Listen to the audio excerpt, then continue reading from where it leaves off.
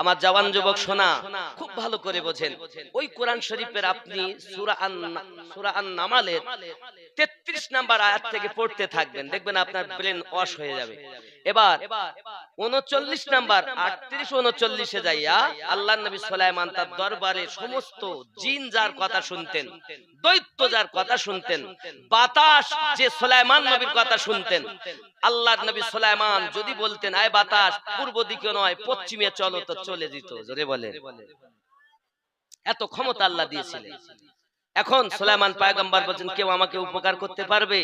তখন জিনদের ভিতরে একটা জিন বড় দৈত্য, বড়, যার নাম ইফরিত, আপনি দেখবেন ইফরিত, সে বলে হ্যাঁ আমি পারবো। কি উপকার? কত সময় নেবে? তো যে আমি বিলকিস বেগমের প্রাসাদ আপনার এই সিংহাসন থেকে দাঁড়ানোর আগেই এনে দেব। আমি অত সময় দিতে পারবো না, তার আগে কে পারবে? তখন মানব জাতের মধ্যে একজন আল্লাহর ওলি যার নাম আসিফ বিন বারখিয়া, তিনি বললেন ওগো নবী সুলাইমান, আপনার চোখের পলকের মধ্যে বিলকিস বেগমের প্রাসাদ হাজার হাজার মাইল দূর থেকে আপনার নিকটে হাজির করে দেব। তাহলে আল্লাহর ওলির ক্ষমতা কত! আর বলছে শিরিক। নবী চাচ্ছেন শিরিক নয়, আল্লাহ যাদের ক্ষমতা দিয়েছেন তাদের কাছে চাওয়া নবীদের সুন্নাত। তুমি শিরকের ফতোয়া দাও? নবী বলছেন রাবিয়া বিন কাবকে চাও আমার কাছে। রাবিয়া বিন কাব বলেন হুজুর আমি কি চাইবো? জান্নাতে আপনার বন্ধুত্ব চাই, দুনিয়ায় গোলামি করি, জান্নাতেও যেন গোলামি করতে পারি। আমার নবী পাক বলেন দিয়ে দিলাম, আর কিছু চাও? নবী চাইতে বলছেন আরে মানা করছে। আছেন এরকম অনেক কথা, আমি ওদিকে যাই না, জীবনের দিকে যাই। একটু দরুদ আল্লাহুম্মা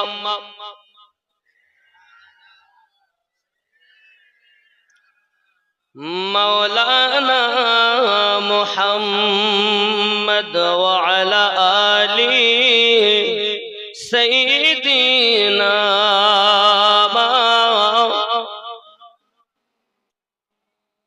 একটু পরিষ্কার না করলে জায়গাটা চায়ের দোকানে সকালবেলা উল্টো পাল্টা গাবে। একটু পরিষ্কার। আল্লাহ দেন নিজের ক্ষমতায়, আল্লাহ ওয়ালারা দেন আল্লাহর দেওয়া ক্ষমতায়। আল্লাহ যাদের ক্ষমতা দিয়েছেন তারা দিতে পারে। আল্লাহ ওয়ালাদের দেওয়া হলো সসীম, আর আল্লাহ হলেন অসীম। ক্লিয়ার? সংক্ষিপ্ত ভাবে কথা বুঝেছেন? জি আব্বাজি আমার সোনা মানিকের, হযরত বেলাল রাদিয়াল্লাহু তাআলা আনহু কি দ্বিতীয় দিন সকালবেলা যখন একই উত্তর পেয়েছে, সঙ্গে সঙ্গে আপনার উমাইয়া বিন খালদ আবার চাবুক আরম্ভ করেছে মারা। মারতে মারতে পুরো আবার দেহে যে প্রথম দিনের ঘা, প্রথম দিনের আঘাত এখনো শুকালো না বাবা। দ্বিতীয় দিন আবার যখন চাবুক মারতেছি জায়গাগুলো ফেটে ফেটে যায়, ফেটে ফেটে রক্ত বার হতে শুরু হয়ে গেছে বাবা। এমনি করে হাবশী বেলাল রাদিয়াল্লাহু তাআলা আনহু বেহুশ হয়ে গিয়েছেন। যখন বেহুশ হয়ে যাওয়ার পরে উমাইয়া বিন খালদ প্রহরীদের বলে প্রহরীরা ধরো, আর তাকে টেনে টেনে টেনে একটা ছোট্ট দুর্গন্ধময় ঘরের ভিতরে বন্দী করে দেয় বাবা। সোনা মানিকের ওই দুর্গন্ধময় ঘরে আল্লাহর হাবিবের আশিক হযরত বেলাল রাদিয়াল্লাহু তাআলা আনহু বেহুশ হয়ে পড়ে রয়েছে, আর বাঘের মতো গর্জন করে উমাইয়া বিন খালদ আর বলতে চাচ্ছে আমার কারণ হলো সকালবেলা আবার আসবো, দেখবো তোমার মায়া বেশি, ইমানি জজবা বেশি না আমি তোমাকে কষ্ট দিতে পারি বেশি। আব্বা আমার ঘরের বাইরে এসে তালা মেরে উমাইয়া আরামে চলে যায়। আমার নবী পাকের আশিকের কোনো আরাম নাই। গভীর রাত যখন হয়ে গেল, হুঁশ ফিরে এসেছে যখন, দুটি হাত পেতে দিয়ে দোয়া চাইছেন, আল্লাহ আমার আব্বা দুনিয়া থেকে ইন্তেকাল করেছে, আমি বেলাল এতিম, ওগো আমার রব আপনার কাছে আমি ফরিয়াদ করি, আমার মুনিব এত জালিম এত অত্যাচারী, আমার প্রতি আঘাত করি, আমার প্রতি আঘাত করি। আমি দেখেছি যারা ঈমান নিয়ে এসেছে, ইসলাম ধর্ম গ্রহণ করেছি, দুশমনের দল এত মার তাদের মারি, অনেক সময় তারা বেহুশ হয়ে আপনার আনাপ শনাপ উল্টা পাল্টা কথা বলে, যেসব কথা বেহুশ হালাতে বলে, আয় আল্লাহ পাক পাক আল্লাহ তাআলা আমি বেলালের প্রার্থনা হলো এটা, আমি যদি উমাইয়া বিন খালফের আঘাতে বেহুশ হয়ে যাই তবু যেন আমার জবান থেকে কলেমাটুকু মুছে না যায়। ওগো আমার মাবুদ রে, আপনার কাছে ফরিয়াদ করি, আমি মারে বলে আমাকে আঘাত করে বলে আমি চাই না যে সে আমার আঘাত বন্ধ করে দিক, বরং তো আপনার কাছে আমার প্রার্থনা এটাই, আল্লাহ আঘাত সে করবে, আমাকে তুমি ধৈর্য ধরার ক্ষমতা দান করো। আমি বেলাল জীবন দিতে পারি গো রব, কিন্তু ইসলাম থেকে দূরে সরে যেতে পারি না। আমার সোনা মানিকেরা এমনি করে চোখের পানি ফেলে তার মাহবুদের কাছে বেলাল রাদিয়াল্লাহু তাআলা আনহু ফরিয়াদ করতেছেন, জোরে জোরে বলুন সুবহানাল্লাহ। আমার হুজুর আলিমউদ্দিন নকশবন্দি রাহমাতুল্লাহ আলাইহি জিজ্ঞাসা করেন যে হুজুর আল্লাহ কেমন? হুজুর উত্তর দিচ্ছেন, যে যেমন তার রব তার কাছে তেমন। যে যেমন তার রব তার কাছে, আপনি যেমন আপনার রব আপনার কাছে তেমন। আব্বাজি আমার সোনা মানিকেরা, বেলাল রাদিয়াল্লাহু তাআলা আনহু যেমন তার রব তার কাছে তেমন, নবী যেমন নবীর রব নবীর কাছে তেমন, আমি যেমন আমার কাছে আমার রব আমার তেমন, আপনারও তেমন, যে যেমন তার রব তার কাছে তেমন। যুবকের সোনা মানিক আমার ভালো করে ব্রেনের ভিতরে রাখুন, রাত অতিবাহিত হয়ে গেল, উমাইয়া বিন খালফ তালাটা খুলে ভিতরে গেল, চলে দেখে বেলাল রাদিয়াল্লাহু তাআলা আনহুর দুই চোখ দিয়ে টপ টপ করে পানি ঝরতেছে, মাথায় হাত বুলিয়ে বলে, বেলাল আমি তোমাকে আঘাত করতাম না, তুমি যেহেতু এতিম ছেলে, তুমি যে আমার এত সুন্দর কাজ করো, দুইটা মনীষে জানা করতে পারে, তুমি একাতে তাই করো, কিন্তু বেলাল রাদিয়াল্লাহু তাআলা আনহু তোমার শুধু একটি মাত্র দোষ, আমি যেটা বলি তুমি পালন করো না, তুমি নতুন ধর্ম গ্রহণ করে নিয়েছো। আমার সোনা মানিকেরা, হযরত বেলাল রাদিয়াল্লাহু তাআলা আনহু কি আপনার এমন করে যখন কথা বলতেছেন, বেলাল রাদিয়াল্লাহু তাআলা আনহু তুমি কলেমা ভুলে যাও, কি আমার দেবতাকে একবার তুমি দেবতা বলে স্বীকার করে নাও। বেলাল রাদিয়াল্লাহু তাআলা আনহু বলেন, ওগো মুনিবের বেটা মুনিব, জীবন দিতে রাজি নবীর মোহাব্বতে, কিন্তু আমি ঈমান দিতে পারবো না। উমাইয়া বিন খালফ কথাটা শুনে তেলে বেগুনে জ্বলে গেল, আর তাকে টেনে ঘর থেকে বাইরে নিয়ে এসেছে। বাইরে নিয়ে আসার পরে প্রহরীদের হুকুম দিয়েছে, প্রহরীরা তোমরা লোহা গরম করো, মোটা মোটা লোহার রড গুলো গরম করে নিয়ে আসে। বাবা ধরতে তো পারে না, লোহার কোন একটি আপনার ধরা চিমটি বলে, চিমটি দিয়ে ওইগুলো ধরে আনে। বেলাল রাদিয়াল্লাহু তাআলা এইভাবে আপনাকে না দাঁড় করানো আছে, খাম্বার সঙ্গে বাঁধা, এমন সময়তে আপনার দুই দিকে দুই কোকে আপনার ফুটিয়ে দিয়েছে।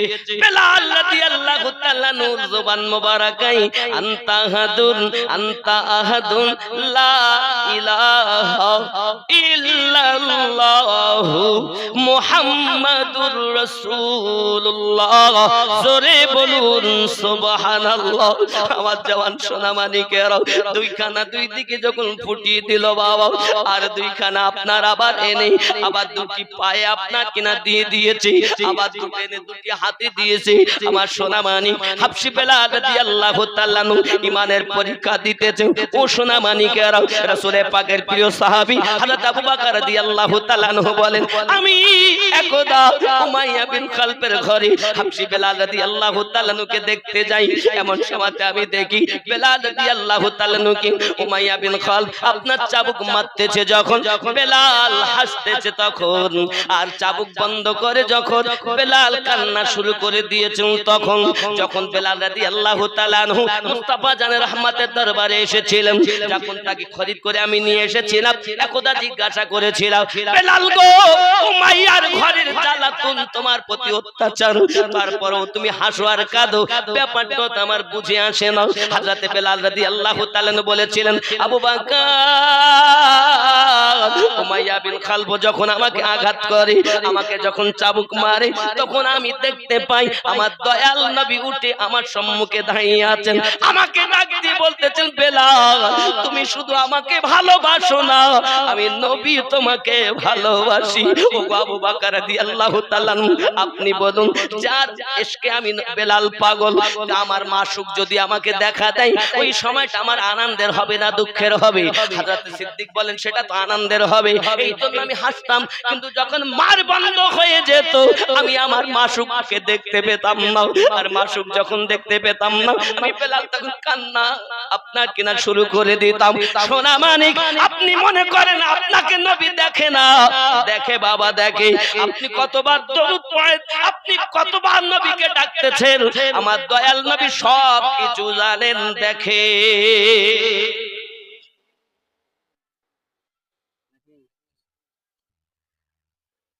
হযরতে বেলাল রাদিয়াল্লাহু তাআলা নূর কান্না, আহা কি কান্না! পাইলে নিরালায় গো নবী, পাইলে নিরালায়, পাইলে নিরালায় গো নবী, পাইলে আমি দুই কদমে চুমা খাবো, চরণ ধুলি মাখবো গায়ে, পাইলে নিরালায় গো নবী। আওয়াজ না, একটু মোহাব্বত। জি না খেয়েছে আওয়াজ দেবে না, না না, বিরিয়ানি আছে তো, সুন্দর খাবার আপনাদের জন্য আইটেম আছে। বিরিয়ানি, চিকেন বিরিয়ানি, পোল্ট্রির গোশত দিয়ে মাখানো, যার নাম হয়ে গেছে বিরিয়ানি। হাতে করে মাখালি বলে ভাত মাখানো, গোশত দিয়ে নাকি? মাংস কইবেন না, মাংস মা যুক্ত অংশকে মাংস বলে। গোশত কইবেন, গোশ কইবেন, কথা বুঝেছেন? কিন্তু আমাদের চলতি ভাষায় আমরা মাংসই বলে ফেলি। কিসের মাংস? মুরগির মাংস। কিসের মাংস? বতকের মাংস। কিসের মাংস? গরুর মাংস। মাংস না বলাটাই অতি উত্তম, কথা বুঝতে পারেননি? যেমন আমরা জল বলি না, আমার হিন্দু দাদা দিদিরা বলেন, যেহেতু আমাদের ভাষা পানি, আমরা পানি বলি, কথা বুঝেছেন? আমি কারো ব্যথা দেওয়ার জন্য বলছি না। অনেক হিন্দু দাদা দিদিরাও আছেন যারা গুরু ধরেন, আমরা যেমন গুরু ধরি, যে আমরা নামাজে বললাম সিরাতাল্লাযিনা আনআমতা আলাইহিম, আমাদের তাদের পথে চালাও যাদের প্রতি তুমি পুরস্কৃত করেছো, তাই আমরা পীর ধরতে যাই, আর ওনারা তেমন গুরু ধরতে যান। আমি অনেকের গলায় দেখেছি মালা পরা, আমি বলি ভাই মালা কেন দিদি, মালা কেন? বলছে আমার গুরু আছে। কেউ বলে আমার লখনৌতে আছে, কেউ বলে বোলপুরে আছে, কেউ বিভিন্ন জায়গার নাম করে। কেন গো? বলছে আমি গুরু ধরেছি। ওরা জানে গুরু ধরা অবশ্য। গুরু এমন, গুরু মহাহিতে গুরু মহামিতে, গুরু পারে দিতে পরমে, গুরু মহাশয় জানে সব বিষয়, কহে না কভু শরমে। আমার নবী পাকের কাছে গাছের নিচে 1400 সাহাবী বায়াত গ্রহণ করেছেন, মানে গুরু ধরেছেন, স্বীকৃতি দিয়েছেন, তওবা করেছেন। ওনারাও জানে, অমুসলিম দাদা দিদিরাও জানে গুরু ধরতে হবে, গুরু না ধরলে হবে না। এই জন্য গজলে বলা, মন ভক্তি ভরে গুরু ধরে, ও গো কর সাধনা, সঠিক পথে পাবে সন্তান, মন হেলা করো না, মন ভক্তি ভরে মুর্শিদ ধরে, ও গো কর সাধনা। সুবহানাল্লাহ। এই জায়গাটাই, গ্রামটা কি গ্রাম? ইদরাকপুর, হিন্দু মুসলমানের মিলন কেন্দ্রের জলসা। বলুন জিন্দাবাদ, নারে তাকবীর, নারে রিসালাত, মাসলাকে ইমামে আজম, মাসলাকে আলা হযরত, নারে হায়দারি, নারে তাকবীর। মন ভক্তি ভরে মুর্শিদ ধরে, ওনারা বলেন গুরু ধরো, আমরা বলি মুর্শিদ ধরো। যারে আমরা বলি মুর্শিদ, ওরা তাদেরকে বলে গুরু। ওদেরও মধ্যে এখন চালু হয়েছে, গুরু আবার কি রে, গুরু টুরু ধরতে হবে না, যা হবে সব দুনিয়ায়, ওসব কোনো দরকার নাই, খাবো দাবো ইনকাম করবো, আইয়াশি করবো, ঘুরে বেড়াবো। অমুসলিমদের মধ্যেও এটা চালু হয়েছে, আমি বাস্তব বলছি বাবা, মিলিয়ে দেখবেন। তারা বলে গুরু ধরতে হবে না, আমাদের মধ্যে চালু হয়েছে ওসব গুরু টুরু কিছু নয়, নামাজ পড়বো, রোজা রাখবো, হজ করবো, যাকাত দিব, কোরআন তেলাওয়াত করবো, বাস হয়ে গেল। গুরু কিসে? আমাদের মধ্যে যেমন ওদের মধ্যে তেমন, ঝামেলা সব জায়গায় আছে না, ভুল বলছি? খেয়াল করুন, মন ভক্তি ভরে গুরু ধরে ওগো কর সাধনা, সঠিক পথের পাবে সন্ধান, হেলা করো না। মন ভক্তি ভরে এ মুর্শিদ ধরে ওগো কর সাধনা, সোনার খনি থাকলে তোমার ওগো সদন নইলে সবই বেকার রে, সোনার খনি থাকলে তোমার ওগো সদন নইলে সবই বেকার রে, সদনকারী হয় স্বর্ণকার, এসিডে পয়ে করে পাকা সোনা, মন ভক্তি ভরে এ মুর্শিদ ধরে ওগো কর সাধনা। সোনার দোলা কেউ এনে গলায় পরে না, পরে কোন অলংকারই হয়নি, অলংকার বিহীন কেউ গলায় দেবে না, হাতে দেবে না, গায়ে পরবে না। যেই ওকে অলংকার বানাতে হবে তাহলে অ্যাসিডে পুড়িয়ে পাকা করতে হবে, ওকে শ্বাসে ফেলতে হবে, যেই অলংকার তৈরি হবে তখন তার মূল্য। ঠিক কিনা বলেন? আব্বাজি আমার, ঠিক আপনার ভিতরে সোনার খনি আছে, এটাকে যদি শোধন না করে তো সব বেকার। কারণ এই আমিনউদ্দিনকে দেখছেন, আমিনউদ্দিন এটা খাঁচা, দুটি হাত, দুটি পা, দুটি চোখ, কান, মাথা। আমিনউদ্দিন কই? এই আমিনউদ্দিন দেখছেন, আমিনউদ্দিন কি নাম? খাঁচা। মরলেই বলবে যা কবরে দে, নইলে গন্ধ হবে, পচিয়ে যাবে, দে কবরে ঢুকা, মাটিতে দে।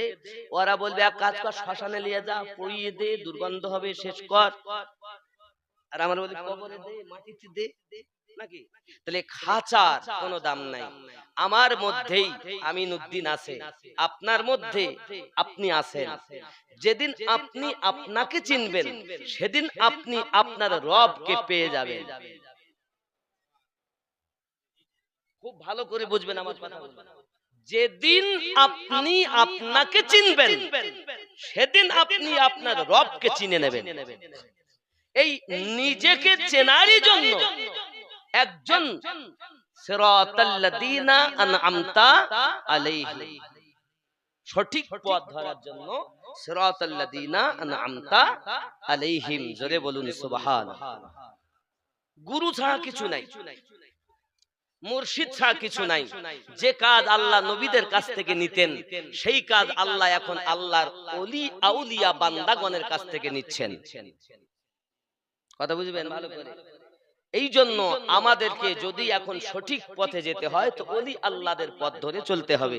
আমিনউদ্দিন, আমি ওয়াজ করতে পারি ভালো সুন্দর, উরি বাবারে কত সুন্দর বক্তা, আমার কিছু ভক্ত হয়ে গেল। আর একজন পারে, তার কিছু ভক্ত। আমার কাছে সঠিক পথ পাবেন না যদি নিজে কে চিনতে চান।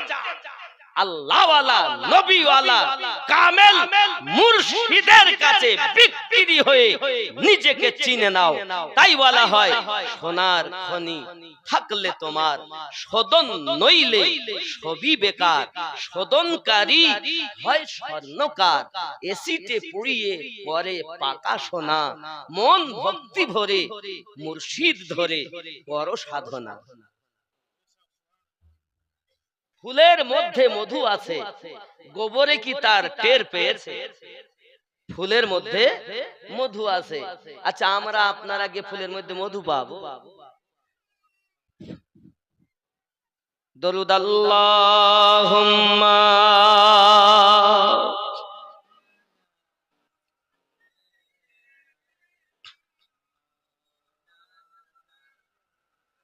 وعلى آل سيدنا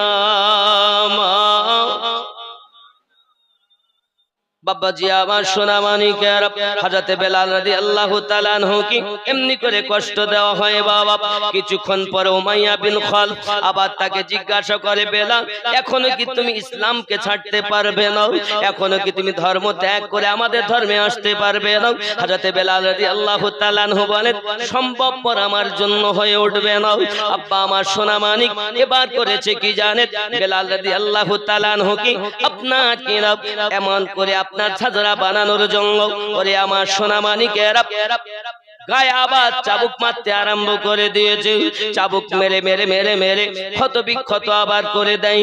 দেওয়ার পরে তা আপনার লবণ নিয়ে আসে, লবণ দুনো এনে বেলাল রাদিয়াল্লাহু তাআলা গায়ে আপনার কিনা মাখিয়ে দেয়। যুবকরে কথায় বলে কাটা খায় লবণের ছিটাও, একবারও কাটা জায়গাতে লবণ দিয়ে দেখেননি কেমন লাগে রে বন্ধু? বেলাল রাদিয়াল্লাহু তাআলা আনহুর দেহের উপরে যখন লবণ মাখিয়ে দেওয়া হয়, বেলাল রাদিয়াল্লাহু তাআলা চিৎকার মেরে বলেন, আনতা হাদুন আনতা হাদুন লা ইলাহা ইল্লাল্লাহ। জালা জুড়াহে না জালা জুড়াহে না রে, ওরে কলে যায় লাই গাছে আগুন,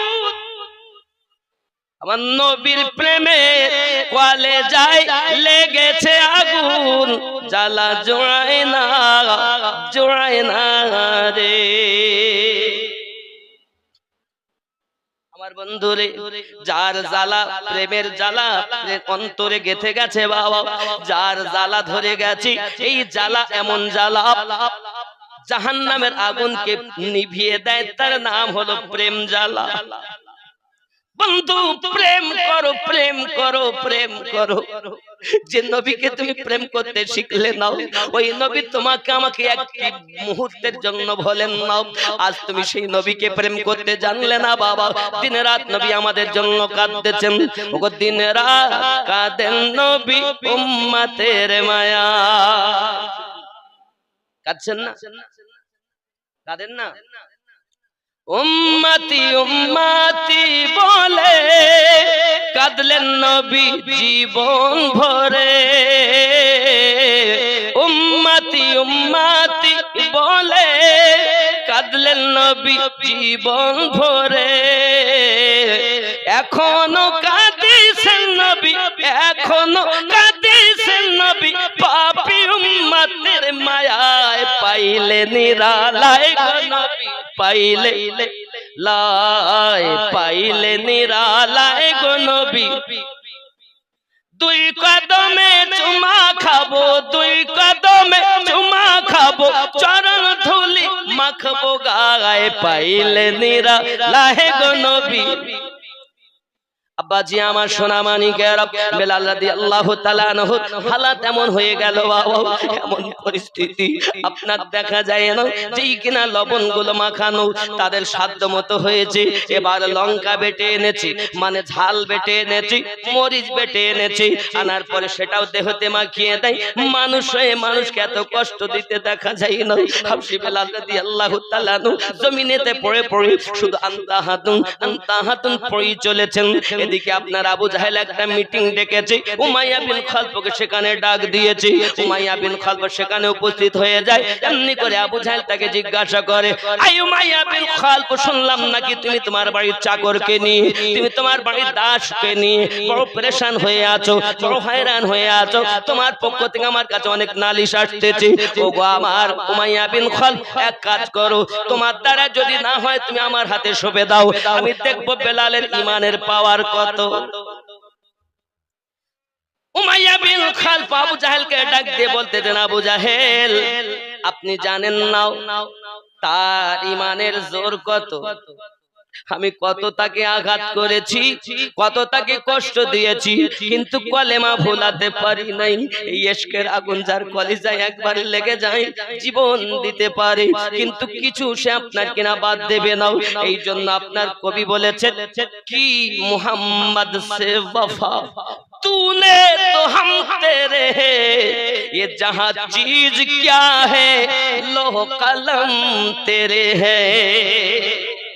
যুবকরে আমার নবী তো দেখা সাল্লাল্লাহু আলাইহি ওয়াসাল্লামের প্রেমে উলফাতে মোহাব্বতে হযরত বেলাল রাদিয়াল্লাহু তাআলা হালাত এমন বাবাজি আমার খেয়াল করুন না কেন এখন আবু জাহেল বলতেছে উমাইয়া তুমি পারবে না আমি জানি